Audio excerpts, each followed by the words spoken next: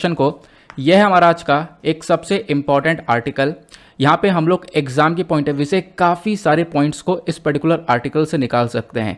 यहाँ पे बात की जा रही है नेशनल फैमिली हेल्थ सर्वे के बारे में। तो आपको पता होगा ये जो सर्वे है, जो सर्वेक्षण है, ये हर साल इसकी रिपोर्ट आती है। तो नेशनल फैमिली हेल्थ सर्वे का जो 4th वाला था ये पिछले साल आ चुका है। अभी हम लोग बात करें तो यहाँ पे ये 5वां रिपोर्ट है और इस 5वें रिपोर्ट का ये सेकंड फेज है। अब इस सेकंड फेज के अंदर जो भी डेटा इस रिपोर्ट में लाया गया है वही डेटा हम लोग यहाँ पे डिस्कस करेंगे। जैसे इस रिपोर्ट में क्या क्या डिस्कस किया जाता है, फर्टिलिटी रेट क्या चल रहा है, ठीक है, ये सारी चीज़ें क्या होती हैं आगे मैं आप लोगों को बताऊंगा, क्योंकि यहाँ पर अगर मैं बता दूंगा फिर आगे फिर से बताना पड़ेगा तो यहाँ पर थोड़ा सा और ज़्यादा टाइम वेस्ट हो जाएगा। तो आगे मैं आप लोग को थोड़ा सा कवर करवाऊंगा, बस खाली आप लोग यहाँ पर ओवरव्यू लेना कि हम लोग क्या डिस्कस करने वाले हैं। तो नेशनल फैमिली हेल्थ सर्वे की 5वीं रिपोर्ट यहाँ पर डिस्कस करने वाले हैं। तो यहाँ पर आपको ये बेसिक सा मुद्दा देखने को मिलेगा। इस रिपोर्ट को अभी रिसेंटली में रिलीज कर दिया गया है। नाउ इस आर्टिकल को the Hindu, Indian Express, Hindustan Times, Live Mint, almost सारे न्यूज़पेपर्स ऑलरेडी कवर कर चुके हैं। तो यहाँ पे आप देख पाओगे द हिंदू का आर्टिकल आपको नजर आएगा, जहाँ पे इन्होंने हेडिंग दी है कि भाई फर्टिलिटी रेट डाउन जा रहा है, लोगों के अंदर मोटापा बढ़ रहा है। तो ये इस सर्वे ने बताया है। ये सर्वे बेसिकली यहाँ पे फैमिली और हेल्थ को लेकर पूरा का पूरा यहाँ पर सर्वेक्षण होता है, जिसके बेसिस पर पूरा डेटा लेकर आते हैं। ये आप देख पाओगे, चाहो तो आप लोग यहाँ से भी रीड कर सकते हो, सारी इन्फॉर्मेशन यहाँ पर दी गई है, लेकिन इस पूरे आर्टिकल को मैंने आगे कॉपी पेस्ट कर दिया है तो बिल्कुल बेसिक से समझेंगे। यहाँ पे आर्टिकल मैंने पूरा इसलिए लगा दिया ताकि आप लोग देख सको कि हाँ जो डिस्कशन है हमारा वो बिल्कुल ऑथेंटिक वे में होता है। लेकिन यहाँ पे आप देख पाओगे ये जो रिपोर्ट है, इस रिपोर्ट के अंदर क्या क्या इन्फॉर्मेशन होती है पहले हमें ये समझना होगा, क्योंकि ये रिपोर्ट होती क्या है जब तक ये समझ में नहीं आएगा तब तक आगे की कहानी समझ में नहीं आएगी। तो इस रिपोर्ट में क्या क्या होता है, तो नेशनल फैमिली हेल्थ सर्वे 5 वाली रिपोर्ट के बारे में बात करें तो आखिरकार ये क्या है। देखो, इस रिपोर्ट के अंदर बहुत सारी डिटेल में इंफॉर्मेशन लाई जाती है। वो इन्फॉर्मेशन कौन कौन सी हो गई, वो इन्फॉर्मेशन पॉपुलेशन से संबंधित है, हेल्थ से, फैमिली वेलफेयर से, खासकर फर्टिलिटी रेट हो गया, family planning, infant child mortality rate, maternal, उसके बाद चाइल्ड हेल्थ, यानी कि आप कह सकते हो बच्चों की हेल्थ कंट्री के अंदर किस प्रकार से जा रही है, ठीक है, या फिर जो बच्चे हैं उनकी 5 साल से कम उम्र है यहाँ पर कितने बच्चों की डेथ हो रही है उसका रेशियो लेकर आना, प्लस कितनी वेमेंस यहाँ पर या कितने लोग हमारी कंट्री में एनीमिया से सफ़र कर रहे हैं, ठीक है, कितने लोगों की जान जा रही है, वेमेन एम्पावरमेंट कहाँ तक देखने को मिलेगा। तो ये सारी इंफॉर्मेशन एक कंट्री के लेवल पर तैयार करके इस रिपोर्ट के अंदर दी जाती है और ये रिपोर्ट हमारे सामने लेकर आता है। और अभी देखो लेटेस्ट यहाँ पर यह है कि ये लेटेस्ट वाली रिपोर्ट है, ये 5वीं रिपोर्ट है, इसका सेकंड फेज है। इसमें ना केवल इतनी इन्फॉर्मेशन कवर करी गई है, इसके अलावा भी यहाँ पे बहुत सारी इन्फॉर्मेशन कवर करी गई। जैसे कि यहाँ पर डेथ रजिस्ट्रेशन कितना चल रहा है, उसके बाद यहाँ पे प्री स्कूल एजुकेशन की बात करें, मतलब कि कितने बच्चे यहाँ पर जो प्री स्कूल एजुकेशन के अंदर आपको पार्टिसिपेटेड देखने को मिलेंगे या कितने बच्चों का एजुकेशन मिल रहा है या नहीं मिल रहा है, ठीक है। फिर उसके बाद यहाँ पर एल्कोहल और टोबैको का यूज़ कितना हो रहा है, वो सारी चीज़ें यहाँ पर मैंशन की जाती हैं कि भाई कौन से स्टेट में यहाँ पर टोबैको का यूज़ ज़्यादा हो रहा है, कौन से स्टेट में अल्कोहल का यूज़ ज़्यादा हो रहा है। तो वो पूरा का पूरा डेटा तैयार करके हमारे पास ये नेशनल फैमिली हेल्थ सर्वे लाता है। बताने का मकसद यह है कि आप लोग समझ सको कि आखिरकार ये रिपोर्ट क्या है और क्या चीज़ ये लेकर हमारे सामने आती है। फिर उसके बाद ये जो यहाँ पर नेशनल फैमिली हेल्थ सर्वे 5 है, ये हम लोग को यहाँ पर इन्फॉर्मेशन काफ़ी सारी प्रोवाइड करवाता है कि भाई हमारे पास इतना सारा डेटा आ जाएगा कि हाँ आखिरकार देश में चल क्या रहा है इन चीज़ों को लेकर। तो उसके बेसिस पर हम लोग क्या कर सकते हैं, अपनी प्रोग्रेस को ट्रैक कर सकते हैं कि हम लोग यहाँ पे प्रोग्रेस कर रहे हैं या नहीं कर रहे हैं। ऑब्वियस सी बात है, अगर यहाँ पर हालात ख़राब होते रहे होंगे, जैसे कि आप लोग कह सकते हो जो अल्कोहल कंजम्पशन है वो बढ़ रहा होगा, टोबैको कंजम्पशन बढ़ रहा होगा, ठीक है, बच्चों की डेथ ज़्यादा हो रही होगी, तो मतलब हम लोग प्रोग्रेस में है ही नहीं, प्रोग्रेस नहीं कर रहे हैं। तो क्या है, हमारे पास काफ़ी सारी इन्फॉर्मेशन है, उसी को देख के तो हम लोग ट्रैक कर पा रहे हैं, ठीक है। तो यही इन्फॉर्मेशन हमारा काम ये करती है कि हम लोग इसको देख के ट्रैक कर सकते हैं कि हम लोग प्रोग्रेस में हैं या नहीं है, ठीक है, हम लोग अपने सस्टेनेबल डेवलपमेंट गोल्स की तरफ बढ़ रहे हैं या नहीं बढ़ रहे हैं। सस्टेनेबल डेवलपमेंट गोल जो कि 17 गोल हैं, जो कि हमें 2030 तक अचीव करने हैं, काफ़ी बार आपने इसके बारे में पढ़ रखा है। क्लियर हुआ? तो ये यहाँ पर आपको देखने को मिल जाएगा। उसके बाद ये जो नेशनल फैमिली हेल्थ सर्वे है, ये 4 वाली जो रिपोर्ट है ये 2015-16 में आई थी, ठीक है, ये आप लोग देख पाओगे। उसके बाद नेशनल फैमिली हेल्थ सर्वे 5 वाली रिपोर्ट 2019 से 21 के बीच में आप लोगों को ये देखने को मिल जाएगी। तो यहाँ पर बोला गया कि हम लोग दोनों को कंपेयर करेंगे कि हाँ पिछले बार से अब की बार में क्या क्या आपको इंप्रूवमेंट देखने को मिलेगा, क्या क्या प्रोग्रेस यहाँ पर हुआ है। क्लियर हुआ? तो आपने यहाँ पर ये सारी बातें समझ लिया कि आखिरकार इस रिपोर्ट के अंदर क्या होता है। अब ये जो लेटेस्ट रिपोर्ट आई है, इस रिपोर्ट के अंदर में क्या क्या फाइंडिंग्स हैं, मतलब कि यहाँ पर इस रिपोर्ट ने क्या क्या डेटा दिया है, इसको एक एक करके डिस्कस करते हैं। यहाँ से आर्टिकल बेहद इंपॉर्टेंट होने वाला है। सबसे पहला पॉइंट यहाँ पर इस रिपोर्ट के अंदर कवर किया जाता है टोटल फर्टिलिटी रेट। पहले तो हमें यह कॉन्सेप्ट समझना होगा ये टोटल फर्टिलिटी रेट होता क्या है। देखो मान लो यहाँ पर एक वेमेन है, इस वेमेन की यहाँ पर जो उम्र है वो 15 से 49 के बीच की जो उम्र है, ये उम्र ऐसी होती है जहाँ पर जो एक वेमेन है वो बच्चे को जन्म दे सकती है। तो इस पूरी एज के अंदर, इस पूरे स्पैन ऑफ टाइम के अंदर में एक वेमेन ने कितने बच्चों को जन्म दिया है, वो हमारा टोटल फर्टिलिटी रेट कहलाता है। ठीक है, तो यहाँ पे आप देख पाओगे बोला गया ओवरऑल अगर हम लोग टोटल फर्टिलिटी रेट को देखें तो यहाँ पे डिक्लाइन हुआ है। जो नेशनल फैमिली हेल्थ सर्वे 4 वाला था, अभी मैंने आपको दोनों को बीच में बताया कि हाँ दोनों के बीच में कंपैरिजन किया गया है। तो जो हमारे पास जो 4 वाला पिछला सर्वे है और जो अभी नया वाला सर्वे है, दोनों के बीच का डिफरेंस देखें तो पहले टोटल फर्टिलिटी रेट ये 2.2 हुआ करता था, ये कम होकर 2.0 हो चुका है। मतलब कि एक वेमेन पहले यहाँ पर ज़्यादा बच्चों को जन्म दे रही थी, अब यहाँ पर जो वेमेन है उन्होंने बच्चों को कम जन्म दिया है, या फिर आप कह सकते हो पॉपुलेशन थोड़ी सी डाउन हुई है। क्लियर हुआ।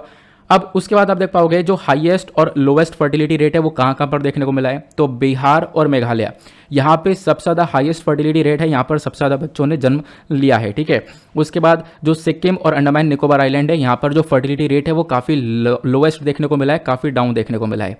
अब एरिया वाइज बात करें तो मतलब गाँव और शहर के हिसाब से बात करें तो जो हमारे गांव वाले एरियाज़ हैं यहाँ पर जो टोटल फर्टिलिटी रेट है वो कम हुआ है। ठीक है, इनफैक्ट यहाँ पर भी आप देख पाओगे कम होता हुआ नजर आया है। यहाँ पे कंपेयर किया गया 1992 से लेकर 2020-21 के बीच में। तो 1992 और 1993 के बीच में जो ये टोटल फर्टिलिटी रेट है वो 3.7 का हुआ करता था, मतलब कि एक विमेन 3.7 बच्चों को जन्म दे रही थी। ठीक है, लेकिन यहाँ पर आप देख पाओगे ये 2019 से 20-21 के बीच में यहाँ पे ये 2.1 हो जाता है। तो गांव वाले एरिया में ये फर्टिलिटी रेट कम हुआ है और शहर वाले एरिया में भी बहुत ज़्यादा ये कम हो चुका है। पहले 2.7 था तो यहाँ पर ये 1.6 हो चुका है। अब कम्युनिटी वाइज बात करें तो यहाँ पर जो मुस्लिम्स का फर्टिलिटी रेट है वहाँ पर एक शार्पेस्ट डिक्लाइन देखने को मिला है सभी रिलीजियस कम्युनिटी में, ऐसा यहाँ पर इस रिपोर्ट ने बताया। अब यहाँ पे बात आती है दूसरे पॉइंट के ऊपर। ये तो हमने पूरा का पूरा पोर्शन कवर किया कि इस रिपोर्ट ने फर्टिलिटी रेट को लेकर क्या क्या इन्फॉर्मेशन हमें दी है। अब बात आती है अंडर एज मैरिजेस के बारे में, यानी कि यहाँ पर आप कह सकते हो कि मतलब चाइल्ड मैरिज हो गई या फिर कम उम्र यहाँ पर शादी हो रही है। तो अंडर एज मैरिज का जो ओवरऑल डेटा देखा गया है, ये यहाँ पर बोला गया कि अंडर एज मैरिज भी डाउन हुई है। यानी कि जो पहले एक ऐसा समय था जहाँ पर कम उम्र में शादियाँ करवा दी जाती थी, बट आज के टाइम पर ये कम हुआ है। ये भी हमारा जो नेशनल फैमिली हेल्थ सर्वे 5 है इसके अकॉर्डिंग बात करें तो एक टाइम पर लगभग 26.8% के आसपास यहाँ पर ये मैरिज हुई थी। ठीक है, और लगभग 18 साल से कम उम्र के अंदर यानी अंडर एज मैरिज हुई थी। लेकिन अभी यहाँ पर ये 26% से कम होकर 23% पहुँच चुका है, ये यहाँ पर बताया गया। तो नेशनल फैमिली हेल्थ सर्वे 4 के अंदर ये डेटा 20% के आसपास का था, अभी यहाँ पर 5 के अंदर आप देख पाओगे ये 17.7% तक का पहुँच चुका है। ये जो ऊपर वाला डेटा मैंने आपको बताया था परसेंटेज में, ये विमेन वाला डेटा था। जो नीचे वाला डेटा मैं आपको बता रहा हूँ ये यहाँ पर मैन का डेटा है। ठीक है, मैन के बीच में यहाँ पर जो मेन की अंडर एज मैरिजेस हुई हैं वो भी कम होती हुई नजर आई हैं आज के टाइम पर, और वेमेन की भी यहाँ पर जो एक टाइम पर अंडर एज मैरिजेस हुआ करती थी वो भी यहाँ पर कम हुई है। ठीक है, तो वेमेन मैन दोनों की साइड से इसमें एक डिक्लाइन देखने को मिला है, जो कि एक पॉजिटिव पॉइंट आपको नजर आएगा। ठीक है, आगे आते हैं। उसके बाद मैरिज सबसे ज़्यादा कहाँ पर देखने को मिल रही हैं, तो जो मैरिज का रेट है वो सबसे ज़्यादा बड़ा है पंजाब, वेस्ट बंगाल, मणिपुर, त्रिपुरा और असम के अंदर में। त्रिपुरा के अंदर सबसे बड़ा जंप देखने को मिला है मैरिज के अंदर। हमने देखा जो मैरिज है, जो शादियां वो बढ़ चुकी हैं। पहले यहाँ पर 33.1% के आसपास हुआ करती थी, तो यहाँ पर नेशनल फैमिली हेल्थ सर्वे 5 के अंदर हमने देखा है ये 40% तक पहुँच चुका है। ठीक है, फिर उसके बाद अंडर एज मैरिज, अभी यहाँ पर मतलब कि कम उम्र में जो शादियां हो रही हैं उसका जो रेट है वो सबसे ज़्यादा हाई कहाँ पर है, तो वेस्ट बंगाल के अंदर सबसे ज़्यादा हो रही हैं। उसके साथ साथ बिहार भी आपको यहाँ पर देखने को मिल जाएगा। लोवेस्ट रेट वाले कौन से हैं, मतलब कि कौन से जगह ऐसी या फिर कौन से यूनियन टेरिटरी और स्टेट ऐसे हैं जहाँ पर कम उम्र में शादियाँ बहुत कम हो रही हैं, तो वो जम्मू एंड कश्मीर में है, लक्षद्वीप है, लद्दाख है, हिमाचल प्रदेश, गोवा, नागालैंड, केरला, पुडुचेरी और तमिलनाडु आपको ये देखने को मिल जाएगा। आगे बढ़ते हैं, तो ये आपको इन्फॉर्मेशन मिल रही है। आई होप आप लोग को एक एक पॉइंट बहुत अच्छे से क्लियर हो रहा है। ये रिपोर्ट की चर्चा बहुत ज़्यादा होने वाली है आने वाले टाइम पर, तो इस वजह से इसको बहुत अच्छे से दिमाग में फिट करके चलना। अब उसके बाद यहाँ पर ये दोनों डेटा हो गया। इन दोनों के बाद में यहाँ पर एक और तीसरा कॉन्सेप्ट आता है, वो है यूज़ ऑफ कॉन्ट्रासेप्टिव मेथड का। यहाँ पे बोला गया जो कॉन्ट्रासेप्टिव मेथड है, यानी कि जो प्रोटेक्शंस हम लोग यूज़ करते हैं, ठीक है, तो क्या इनका जो यूज़ है वो बढ़ा है या घटा है। तो यहाँ पर इसमें एक एम्प्लॉयमेंट फैक्टर देखने को मिला। बोला यह गया कि लगभग 66.3 जो परसेंट जो वेमेन है जो कि आज के टाइम पर एम्प्लॉयड, जो कि कहीं ना कहीं काम कर रही है, उनकी एक इनकम जनरेशन है, तो इन्होंने कहीं ना कहीं मॉडर्न कॉन्ट्रेसेप्टिव मेथड का इस्तेमाल किया है। और जो पहले का ज़माना था, मतलब कि पहले का डेटा है, खासकर नेशनल फैमिली हेल्थ सर्वे 4 वाला डेटा आप देख पाओगे, यहाँ पर सिर्फ और सिर्फ 53.4% वेमेन ने यहाँ पर एक तरीके से आप कह सकते हो कॉन्ट्रेसेप्टिव मेथड्स का इस्तेमाल किया था, जो कि एम्प्लॉयड नहीं थी। ठीक है, तो यहाँ पे ये हमारा पिछला डेटा है।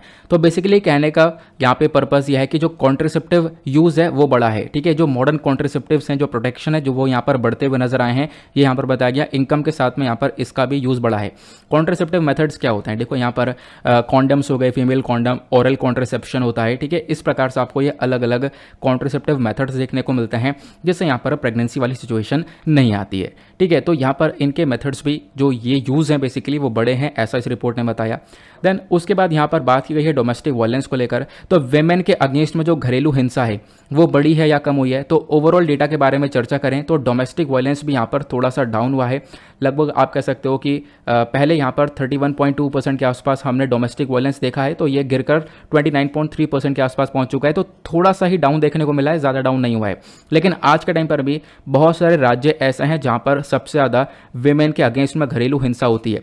तो वह राज्य कौन कौन से है, तो यहाँ पर सबसे ज़्यादा जो डोमेस्टिक वायलेंस होता है वो कर्नाटका के अंदर है 48% के आसपास का।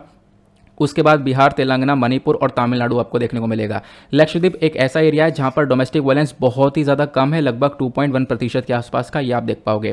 फिर उसके बाद दूसरा टॉपिक उठाया गया इंस्टीट्यूशनल बर्थ का। इंस्टीट्यूशनल बर्थ का मतलब यहाँ पर यह है कि देखो पहले के टाइम पर क्या हो रहा था कि जो बच्चा है, बच्चा यहाँ पर जन्म ले रहा था घर के अंदर ही। ठीक है, घर के अंदर ही यहाँ पर होम डिलीवरी की जा रही थी। अब यहाँ पर क्या है, फोकस ये किया जाता है कि भाई जो यहाँ पर वीमेंस हैं वो अपने बच्चे को यहाँ पर जो भी जन्म दे रही हैं वो हेल्थ केयर सेंटर्स के अंदर दें। ठीक है, हॉस्पिटल्स के अंदर में जाएं, वहाँ पर बच्चा जन्म ले। तो उसी को हम लोग बोलते हैं इंस्टीट्यूशनल बर्थ।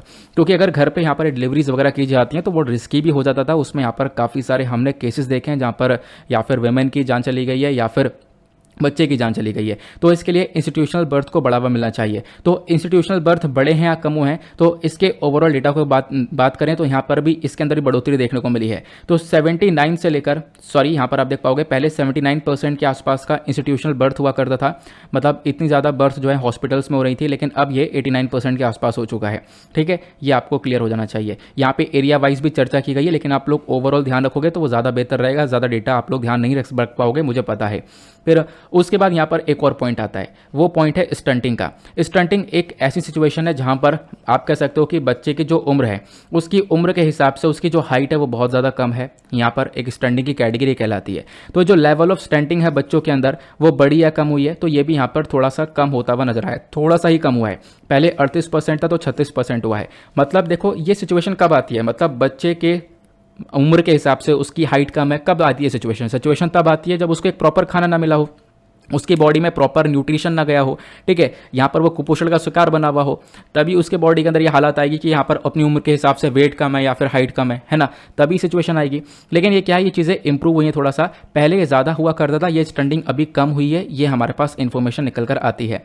फिर उसके बाद दूसरा टॉपिक उठाया गया ओबेसिटी का। ओबेसिटी मतलब मोटापा।